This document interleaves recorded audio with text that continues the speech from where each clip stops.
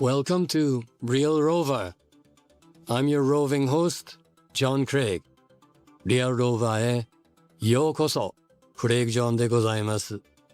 Introducing you to people you would never have heard of if it wasn't for RealRover. Here we go.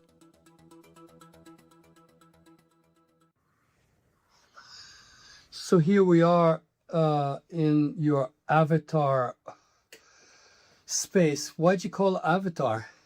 Avatar.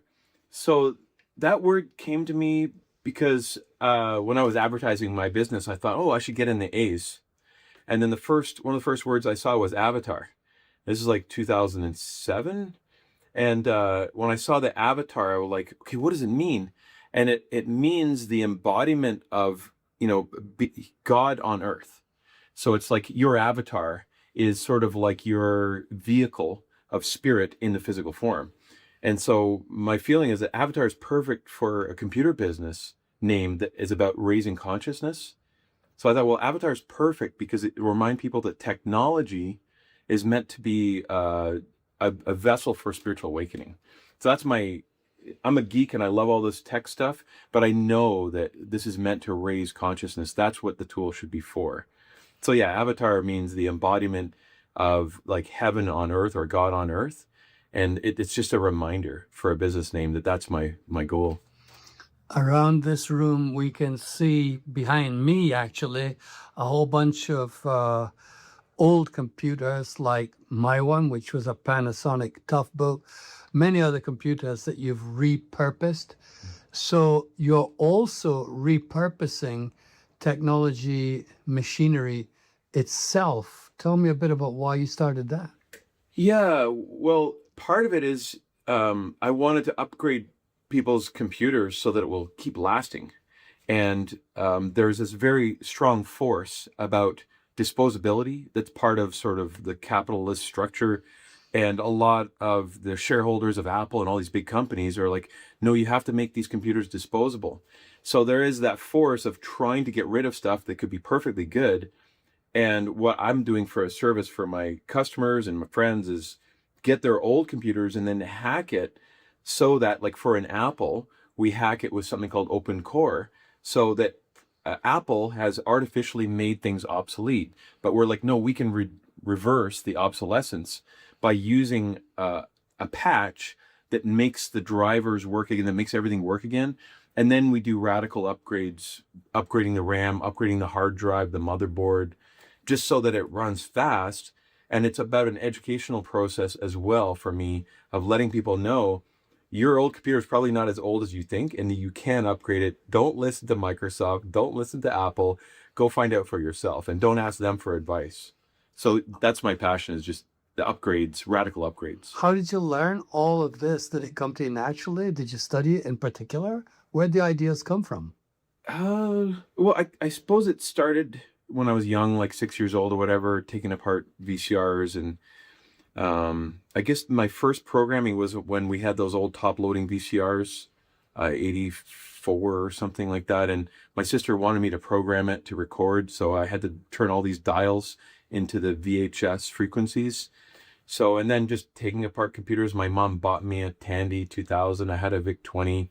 And I guess, yeah, I learned programming back then, and that opened up the door for the next thing, which was basically the BBS world, which was 1990, 91, when I decided to turn my computer to get a modem and to go on the internet, but it wasn't called the internet. It was like the web or of BBSs.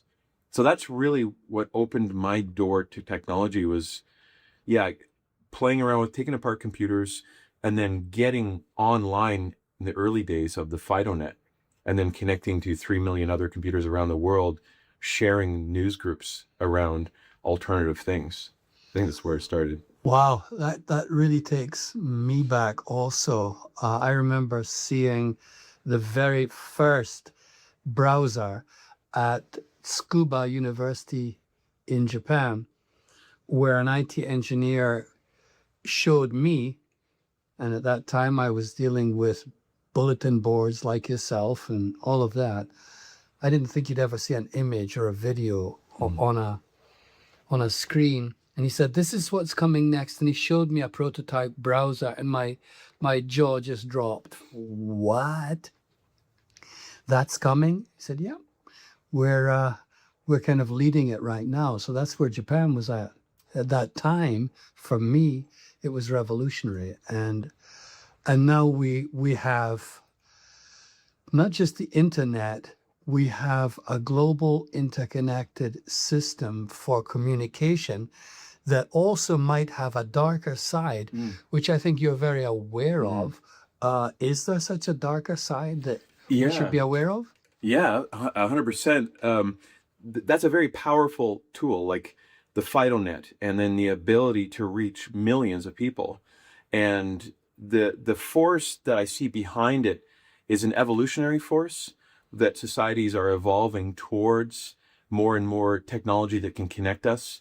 And I feel like the internet's inevitable, and I even think AI is inevitable in any evolving culture. But the tool, the power of the tool, just like any tool, could be used for bad and for good. But I generally see it as being more good. But there's always the shadow that we have, the dark side of using it for nefarious, for manipulation. So it goes back to sort of like use it for fear, use it for love. Is it for compassion, or is it for manipulation and control? So, but the institutional structures that we have are so old and so used to manipulation and control as their philosophy that they can dominate if we're not careful. If we just sit around doing nothing and we're not actively being a part of changing the system, then the state, that system will eventually be like a dystopian novel where it will want to control energy, thought, beliefs. And that old system is society wanting to control everything because it's afraid of letting go. So that's the human spirit that we need to really bring to the table with technology versus what the corporate state would have. That's a very interesting way you put it, because every country, every nation has a vested interest in being itself. And to be itself, it has to be in conflict with others, in a sense. It has to be different. It has to be its own sovereign state in order to maintain its identity. So it's a kind of a very strange situation where we have this amazing tool, but it's still being used by Neanderthal type brains, which are based on me and you, separation, this state and that state, our country and your country, our laws and your laws. Surely we can get beyond that. How are we going to get beyond this? Because it's turned into a surveillance game now, as far as I can see. Yes. So this is the older systems that are about preservation. They're still in like the lower hierarchy of needs, preservation, whereas the force that wants to evolve beyond that lower vibration or lower state is about creativity. It's about individuality. It's about expression. So it comes up to each sovereign community, and it comes with what would you call it? Decentralizing. Instead of the centralization structure, we need to decentralize, because that's more what nature is like. Nature is about diversity, and it is about like fertility in many different pathways, and it's about cooperation. But that domination structure that you're talking about, which is the old system, it's still there as like a long body, as it's still old habits. It rules us from the unconscious almost, because we're not paying attention. But the force that's so important for us is respecting our individuality, listening to our soul's code, whatever that is, but also honoring the diversity that's represented in communities. And the technology can serve that if we set it up the right way. You have set it up the right way, I know, because you've got you've got a group called the Kootenai Lightweb, which seems to address some of those issues. In my limited experience, it does address those issues. So tell us about Kootenai sovereign people, let's call them, people who are interested in being creative and independent, people who don't want to be thrown into one nation state ideology, for example. Tell us about how that came about and how you did it. Yeah, that's a good question. So it was basically a lot of us were seeing what was happening with the globalization of things. And a lot of us were also seeing that during the pandemic, things got a bit divided, and how the mainstream social media, the mainstream media was narrowing the ability for people to have nuanced conversations, diverse voices. And also now you're talking about the social algorithms, which played a really huge role in the division. But so a lot of us here in the Kootenays are about sovereignty, about individuality, about honoring diverse points of view and creativity and spirituality.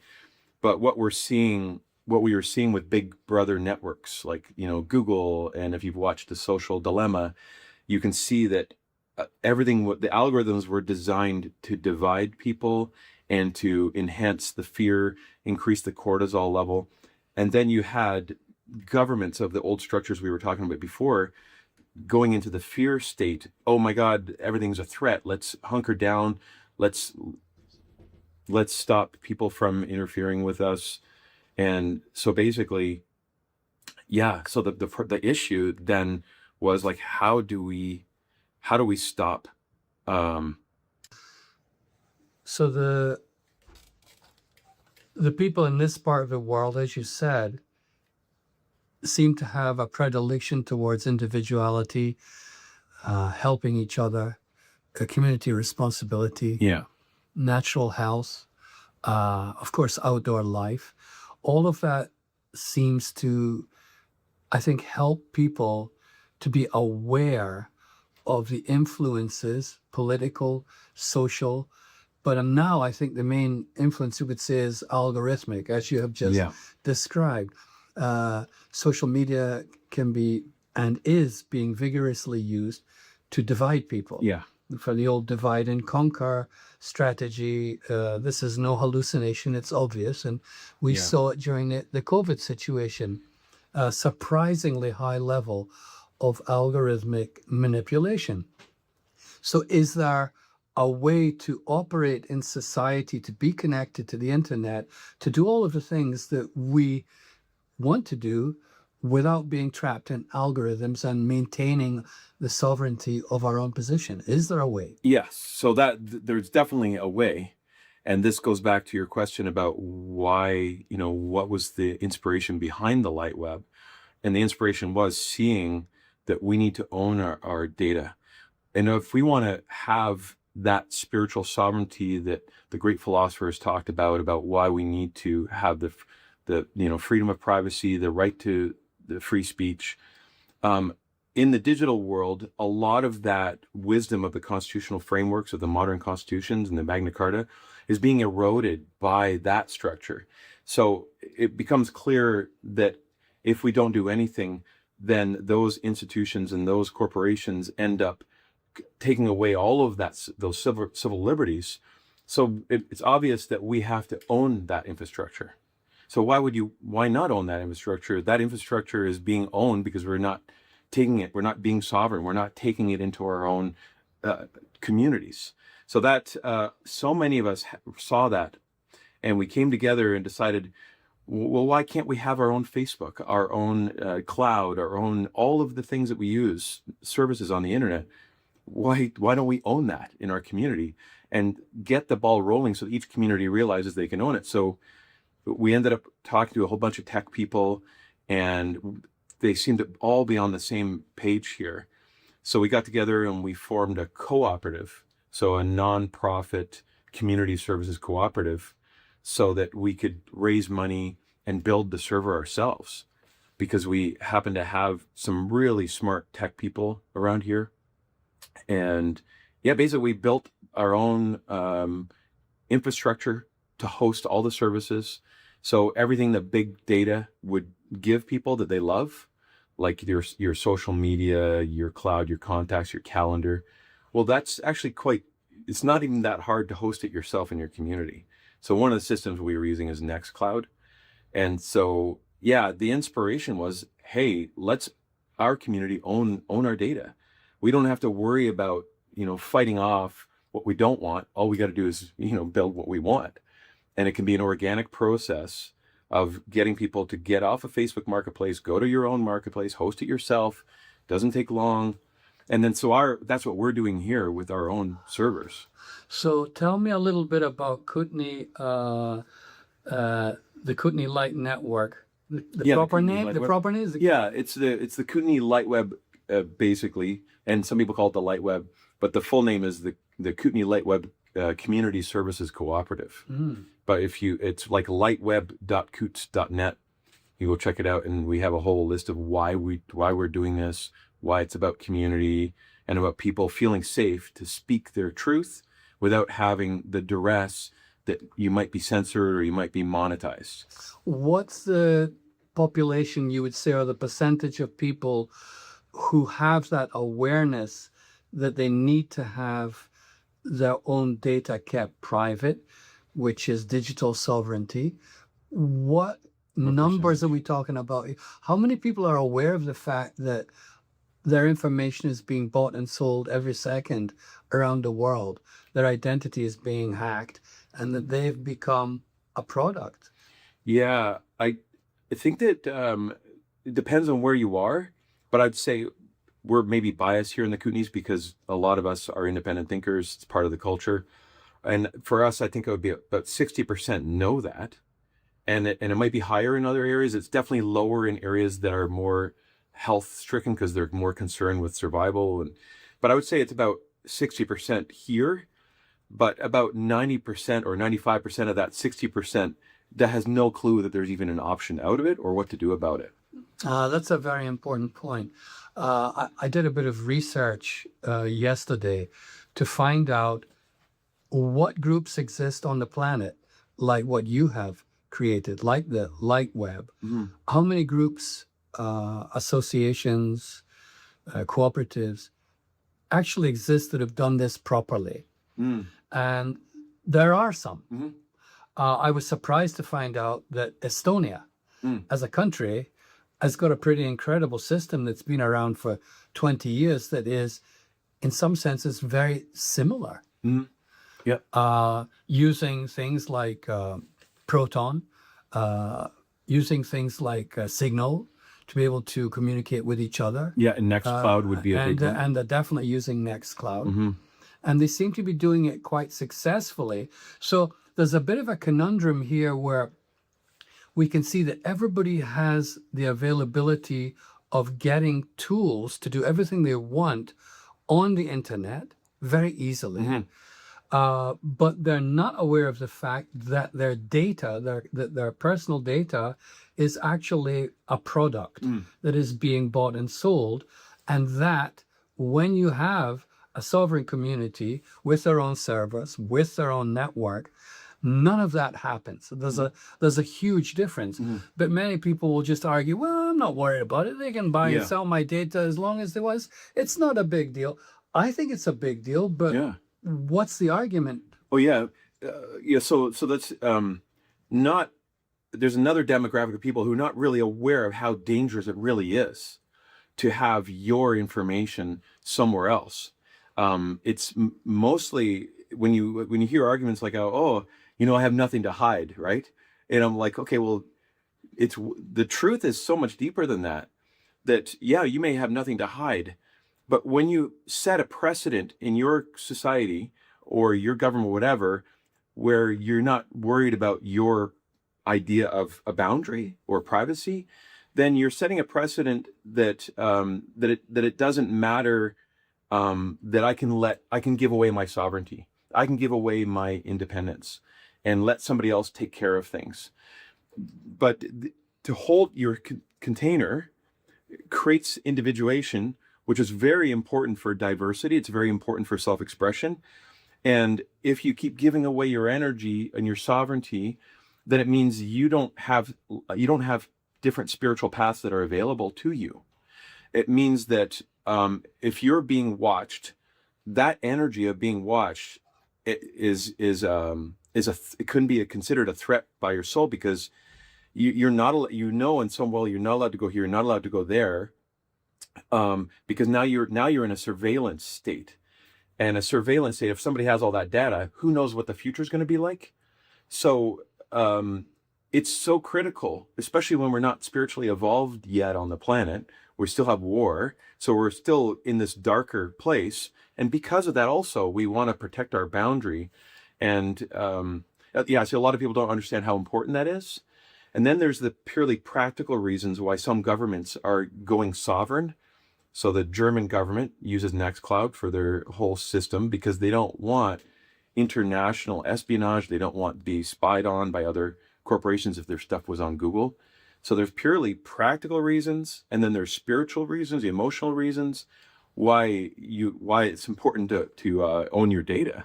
Yeah, this is the key issue that I'm interested in sharing with people, which is what is the connection between privacy, having privacy. If we go back 100 years and we just consider how people lived then, you had absolutely no idea about the things that I buy, who I like, what kind of books I read, what my political leanings, unless I tell you directly, like we're talking now. You have absolutely no idea about any of those aspects of my personality. Whereas on Facebook, you got your profile, what kind of music you like. Everything about you is just an open card for people to access and to use. And as you said, well, I got nothing to hide. I think that's a very poor argument also. It's not about hiding something. It's about not being diluted to a point where you no longer have an individuated self, where you have become the product. So if you become the product, then it's okay to sell you. That's what it is. Right? You end up becoming the product. You are so why should you worry about that? Well, because you may not have an inner life anymore. So I'm very interested in this aspect of how being surveyed all the time, and we are. It's increasing. How this surveillance energetics, let's call it, or vibration, how that may deeply impact a person's psychology. I don't know if this has been studied very well, but I'm pretty sure it's quite serious. Yeah, I'm not sure how. I know it's been studied by some sort of evolutionary psychologists who have looked at other countries where they have a surveillance state, and you look at the Chinese party or whatever, you can see that when there's a deep surveillance, nobody wants to have independent thought because it's dangerous. You don't want to think outside the box. You know that there's a space where you're allowed to think, and you know there's this massive space where you can't go. And that space that you can't go is your true creative potential. It becomes a very big shadow that you have to have so that you still are accepted by your society, or even that you're still lovable by your family, because it gets to the family ultimately where, everything's about face. So it's like, you're not allowed to think there. You're not allowed to think there. And I'm like, so you're always doing everything to get that acceptance and love.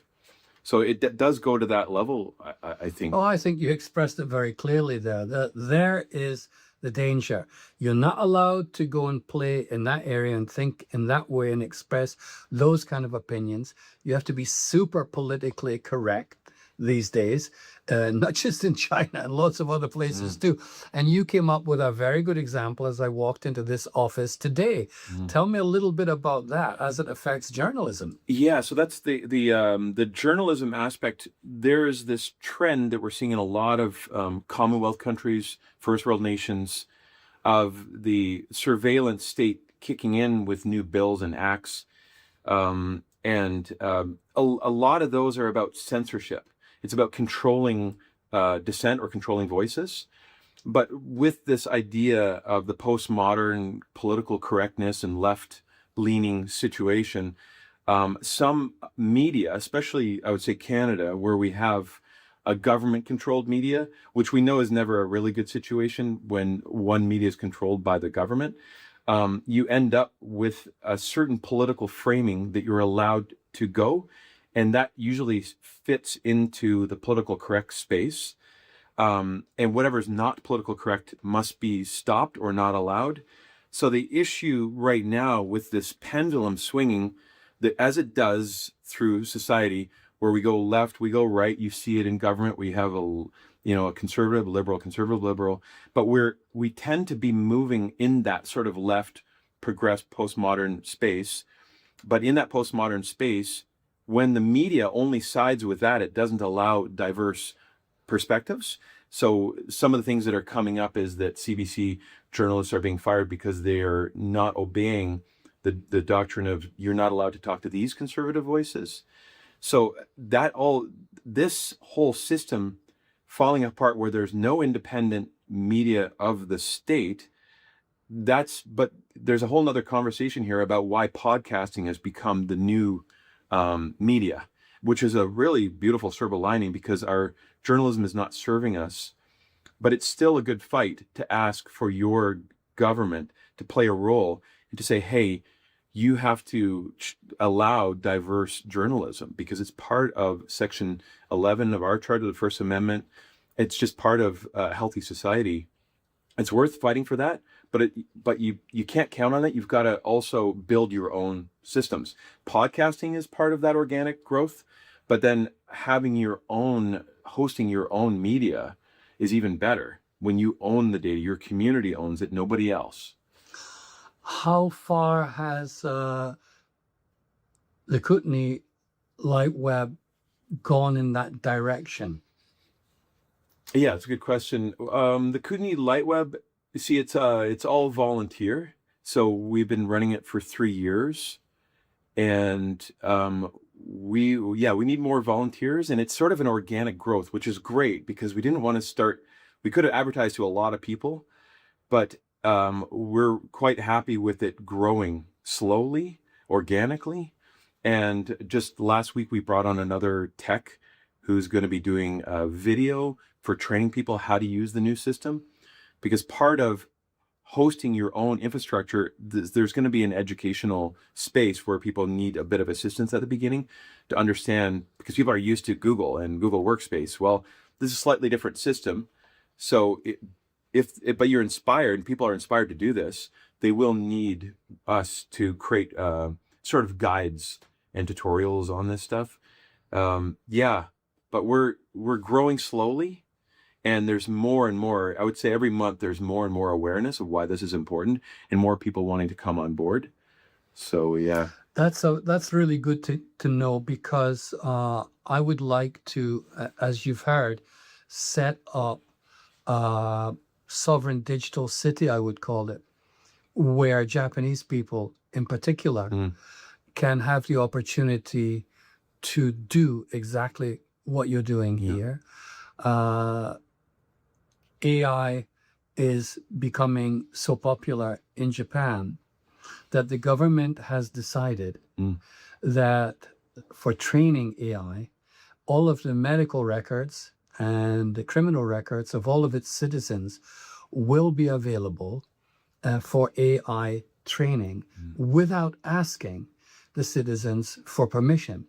And I would hazard a guess that probably 95% of Japanese have absolutely no idea this is happening, because many of these laws are made while people are literally on the net, scrolling through whatever it is and not paying attention to the structures that are lying behind it. Yeah. So education is going to be hugely important.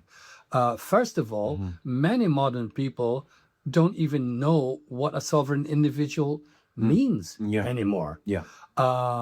So let's take it right down to basics. What does it mean to be a sovereign individual, which is the centerpiece of this whole discussion?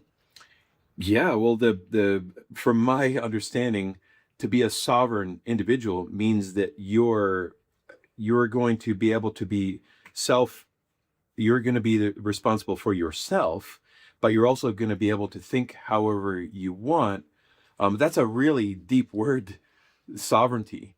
So it's about being able to make your own decisions, and so that you sovereignty sort of has an opposite, which is like central control of thought, and you're a slave. So the opposite of being a slave or a robot with no individual thought is being sovereignty. So it's like a spectrum. But the what you're describing in places like Japan and other countries are doing this too is like, hey, let's use all this AI, gather all the information. Well, that's a massive problem that a lot of people don't see because they haven't gone philosophically deep into understanding why that's dangerous. And also politically, who's going to be in the next government leader? How is the data going to be used? You don't know. It's you don't have any way of protecting yourself from that sovereign. So being sovereign means you get to own your thoughts. It's your choice of what you share, and that's a sacred space. That's a container. So sovereignty is about having a container. It's about being able to think for yourself, having the freedom to go into places that other people won't understand or that might judge, and being able to. I mean, we're in a sort of still of a dark age where there's a lot of judgments going on all the time, everywhere around us, belief systems. And those belief systems are often unconscious, and they in subtle ways manipulate us. But creating that sovereign space creates a boundary where you're allowed to grow and express and have your own spiritual journey. Right now, I would hazard a guess as a little as maybe 10% of the population of developed nations understand even what an individual means, what human rights means, what natural born, we used to call them God-given rights mean. And that's the basis of all, supposed to be the basis of all democratic institutions. The only country that I've ever seen that really does this properly is certainly not anywhere in Europe, and it's not in North America. It's in Iceland, which has a 1,000-year-old tradition of pure democracy. Because in the old days, the Vikings would gather at one particular spot in the country once a year. They'd hold a massive gathering.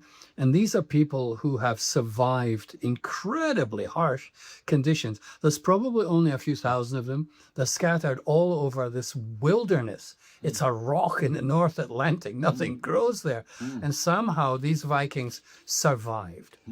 And at some point they realized, well, there's a whole bunch of us out here. We're going to have to get some kind of a system together to make it work. So let's have a gathering once a year at Thingvellir, and we're going to have a party, we're going to have fun, but we're also going to hammer out agreements about what's right and what's wrong, what you can do and what you can't do.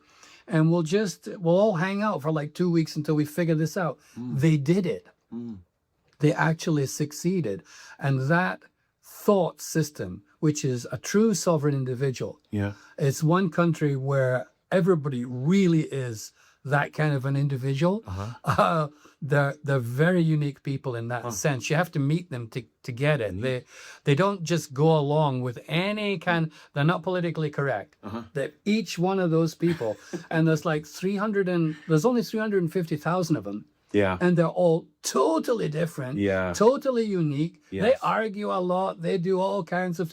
But they always manage to hold their democracy together. Right. And so they're like the gold standard. And that's why the idea that I have of setting up what you have done here will be centered in Iceland. Because the government supports freedom of thought. It's a mecca for edgy journalists. They know that they can be safe if they operate out of Iceland.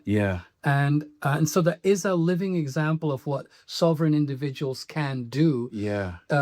even though there's only 350,000 of them. Some Right. people will say, well, you can't do that with a population like we have here. Yeah. Well, I don't see why not. Oh, I don't see why not either. It's I mean, it can become about creating sovereign communities, sovereign spaces, where people can choose a lot in their own community of what that's the big thing about the Kootenai Lightweb, is we also want to reverse the new theme of you're only allowed to talk about that, don't talk about that because that's toxic or that's shadow, don't go there. But it's actually what's more healthy is the opposite. It's like, hey, let people go to those places and express those ideas, and it might be scary, but I'm holding space for you.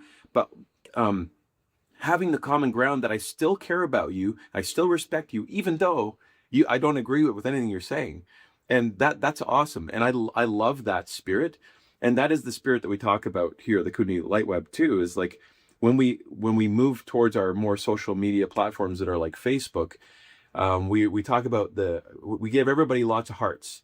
And if you're saying something that's inclusive and connecting people and loving, well, that's like 5 stars. If you say something rude or negative, it's like, no, you only get 1 star because that was kind of like a low vibration.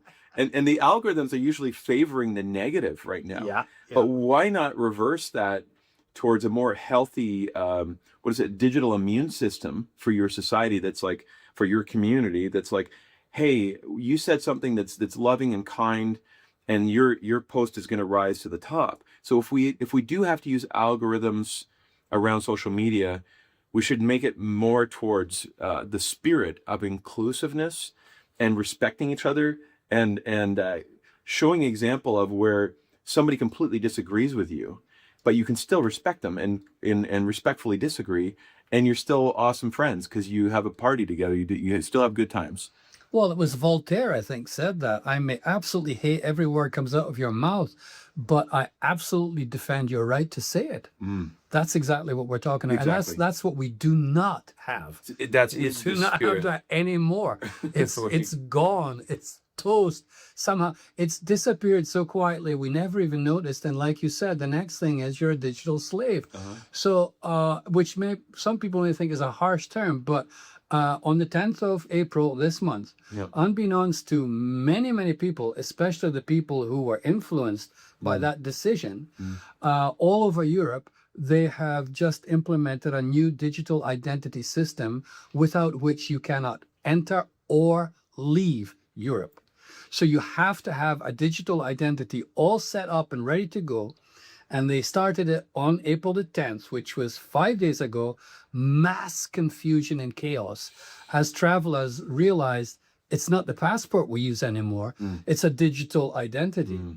And as soon as you've got a digital identity, everything about you that has been harvested from the internet for the last 20 years is going to be on your digital identity bio. Yes, and that can be misused. It can be misused. And it can be subject to whatever the political climate is, and you have no ground. You're being pushed back and forth of what's allowed, what's not, who's in government. So that digital ID has a real dark side, especially when we're still in the dark age. Yeah, I think you've hit it on the nose there. We're still in the dark age as far as our consciousness is. However, we're at close to warp speed where it comes to our technology. So these are completely disparate entities. You've just given a bunch of monkeys a neutron bomb, basically. And what we're seeing right now unfolding is, well, look what the monkeys do when they get a neutron bomb. And everybody else says, well, I'm sure it must be okay because they're leading us, right? Oh, my goodness. That's just not... Yeah, that's no good. So I'm seeing the development of these technologies rapidly increasing because of AI, which I love and I know you love, and we use them every day. Yeah, who owns the AI? Right. How come? And that's the other obviously conversation is like, what's going on with AI? Which AI are you using?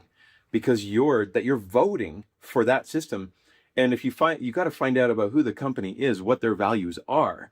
And if you're in ChatGPT, OpenAI, that's a completely psychopathic infrastructure. The whole from the beginning. I'm glad you said it, not me. It's just like phenomenologically, that's a psychopathic structure.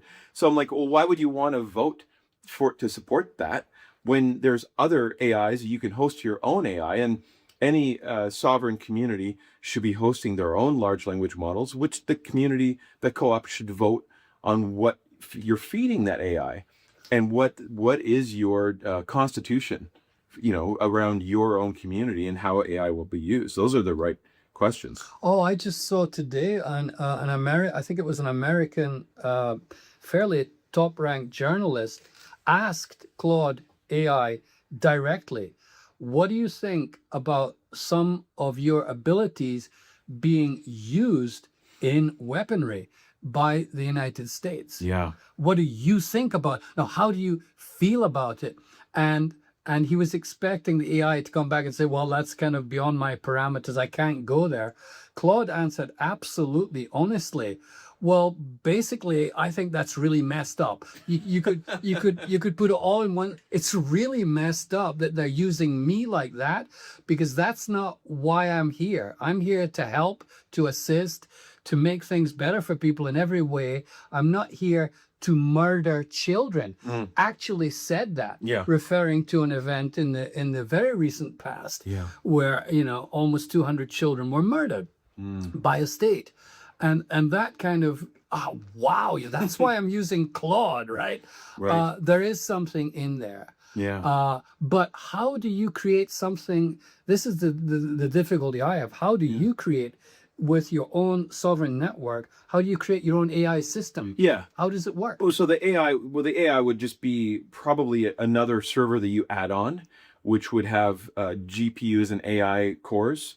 So you would basically add the hardware, and then you would run a container inside of what you're hosting that would be for your own, one of the open source large language models. You would run that on your server. And then when somebody goes to your community landing page, like the CUNY Lightweb, a section would be your AI, your own AI assistant. And that AI assistant can be incredibly helpful, especially if you know what it's, have containers around it and what it's for, what you voted on, and what you're feeding it, right? So owning your AI is obviously a really important step in sovereignty. Oh, that's a really good point. Owning your own AI, owning your own data, thinking your own thoughts, having the incredible availability of privacy, which probably is less understood now than at any other time in history. Privacy has always been the basis of every society. What I think in my own heart has got nothing to do actually with anybody else. And I have the right to hold on to those thoughts and to grow those thoughts, to expand them and to create with them. And it's nobody else's business but mine, as long as I don't harm anybody. And to my understanding, English common law was enshrined with that belief. If you don't cause harm to another person, there isn't an issue. You can do what you like. I mean, that's pretty simple law, right? Doesn't get much more. But now, you can't say this, and you better not say that. And we would like to steer the conversation in this direction. Otherwise, well, these are all huge danger signs for every society on Earth right now. And it's surprising how few people seem aware of it. And I think it might be connected to the fact that we don't really have a philosophy anymore. We don't have philosophy. We don't have really robust spiritual systems to keep us reminding, especially in Canada. It was very clear, like when the Magna Carta came out, that why these sort of tyrannical or the feudal system was just oppressive. And it was very fresh, obviously, at a time when you knew it was for survival of your community. So it was fresh in the mind of what it meant to have these, civil rights or whatever. But I think that we've gone into apathy because things have been quite good, especially in Canada. Everything seems so good. And so it's not fresh in our mind. It's not taught in our schools. Like philosophy and sovereignty is not taught really in our schools. So we don't understand what these constitutions framework was. And what makes it a magnitude worse is that in the digital world, it's like everything is up for grabs, including our energy, our thoughts, our data. And there wasn't a digital constitution that was provided So now a lot of things that we're protected from with civil societies it's almost erased in the digital world because we haven't formed any digital constitutions that I've ever heard of. So again, that means that as things get worse, there's more motivation towards these sovereign spaces. So what the Kootenai Lightweb is doing is being done over the world, but I would say that most of them, like 90% of them probably, that what we're doing is happening, but it's not being told because it's being done in secret. But I do know that the Iceland example, there's examples in Africa, like in Kenya, where they're creating their own currency systems. In Ecuador, they have their own, systems of barter through their blockchain. Yep, ledger-based apps. So yeah. Guatemala, or is it El Salvador? It's El Salvador, all running on blockchain, monetary system.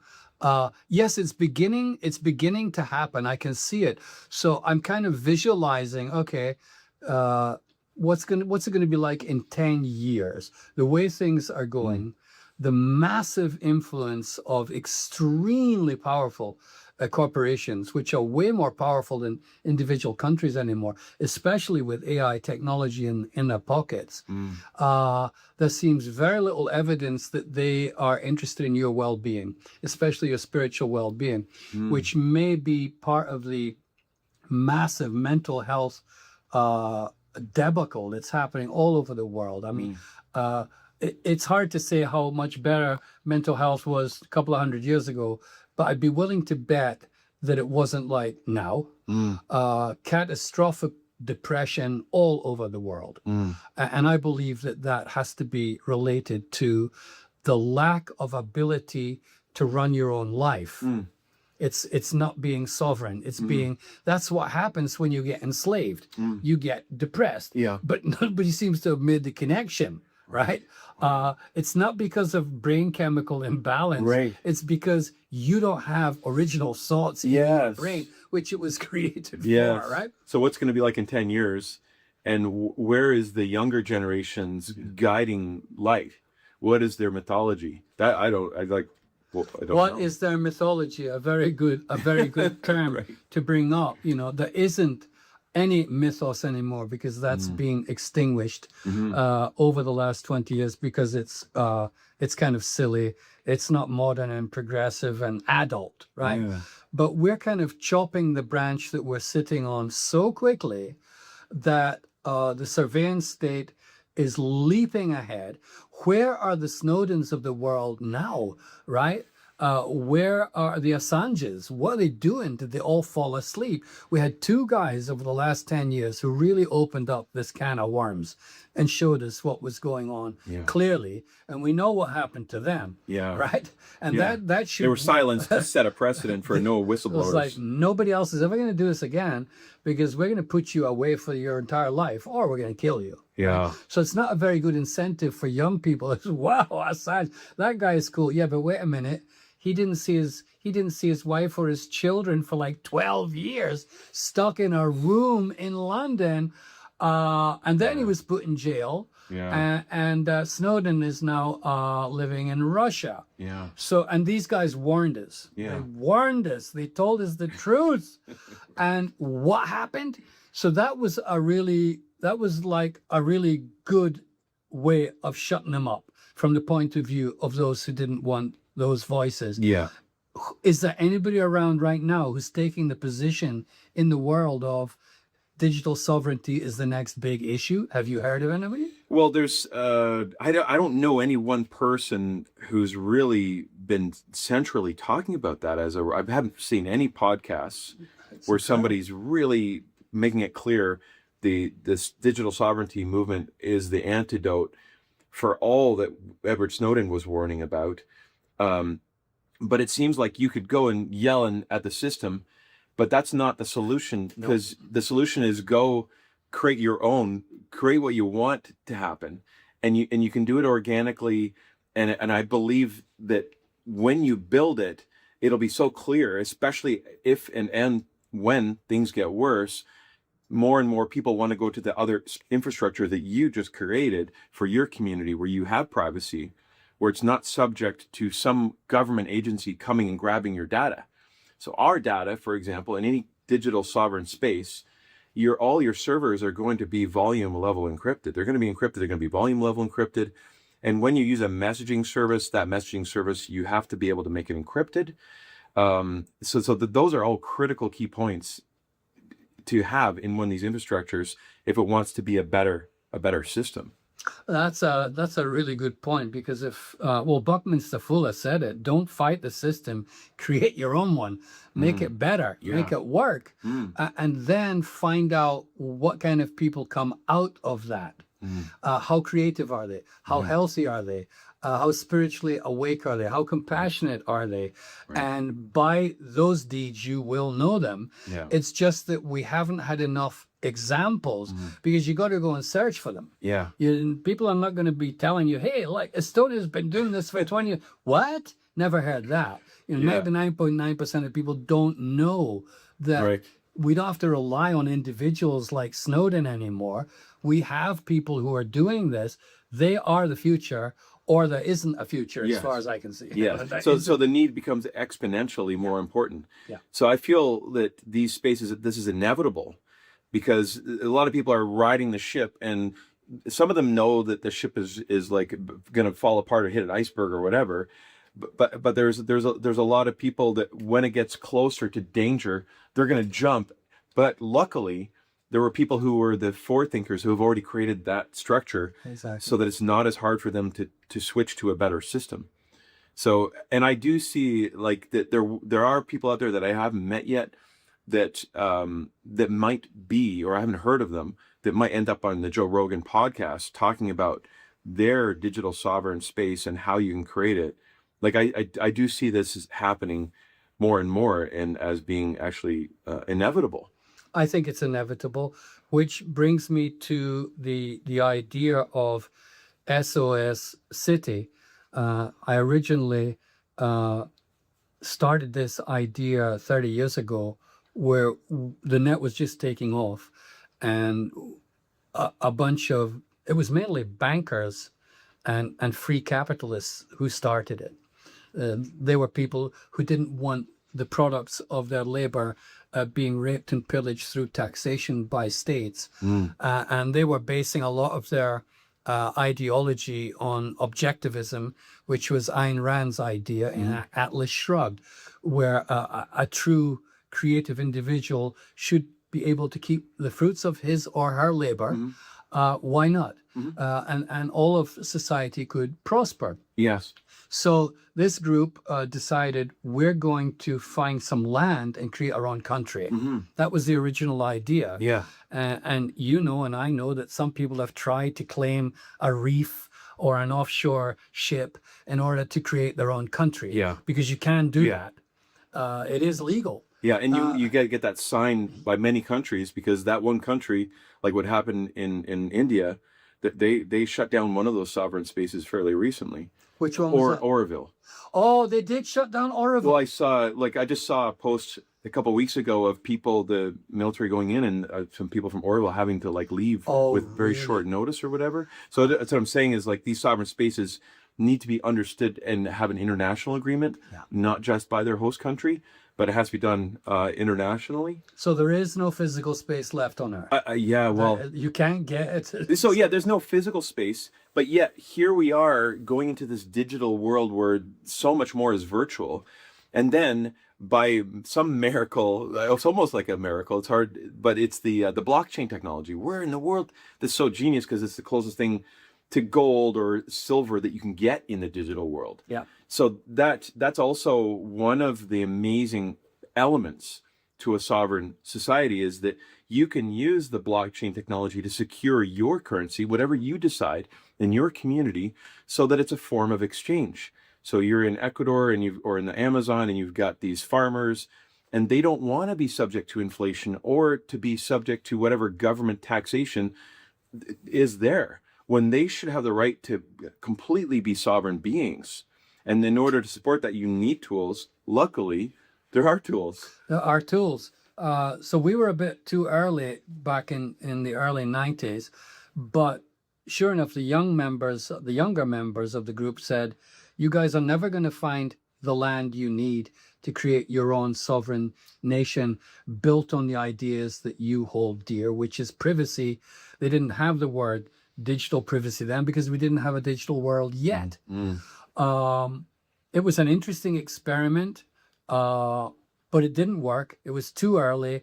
And the members weren't sufficiently, I would say, philosophically aligned to do it properly, because it was more like every man for himself in this new cyberspace. And that's not the attitude that is going to help it to grow, as we've discussed so far. So for a long time, it was like, okay, we can't get our own sovereignty back through the creation of a state. But now we can, because you've already done it here.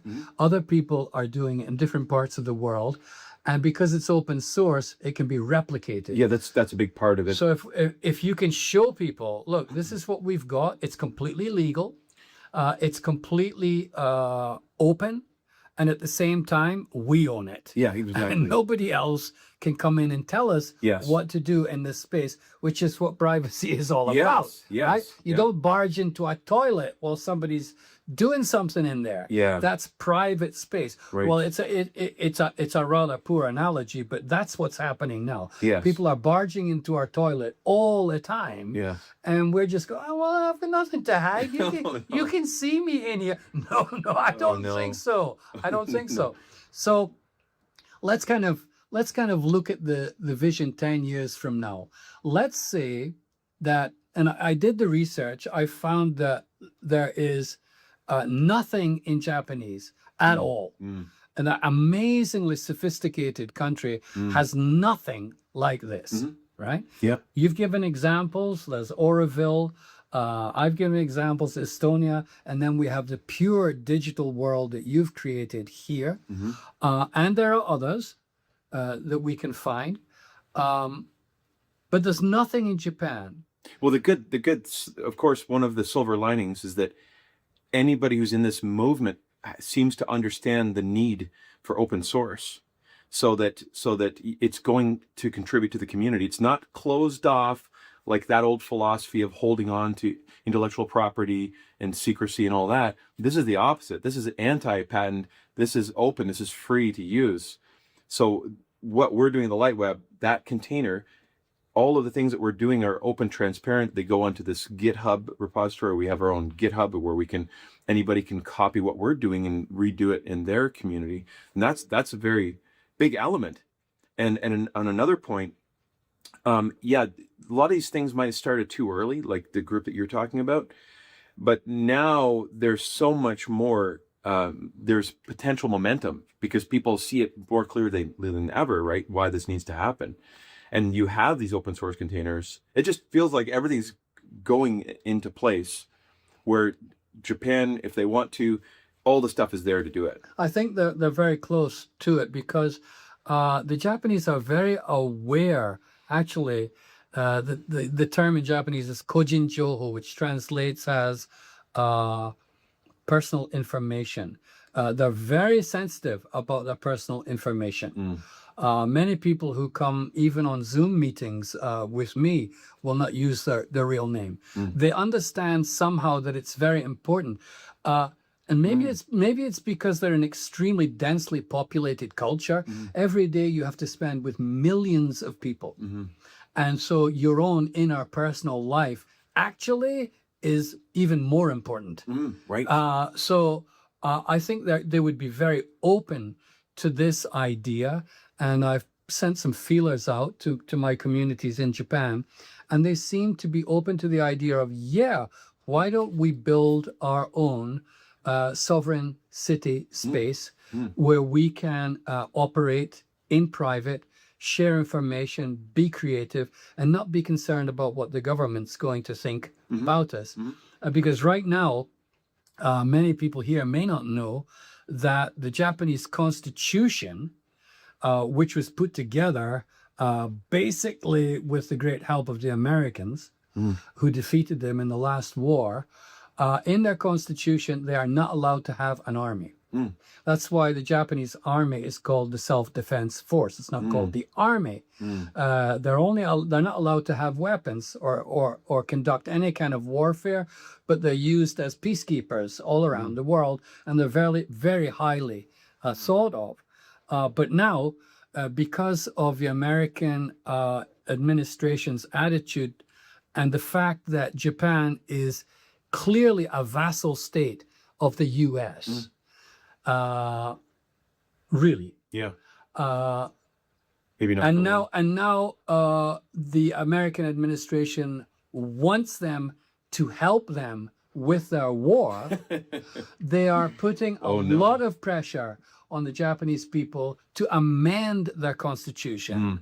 And the current prime minister, the first woman, is basically in bed with Trump.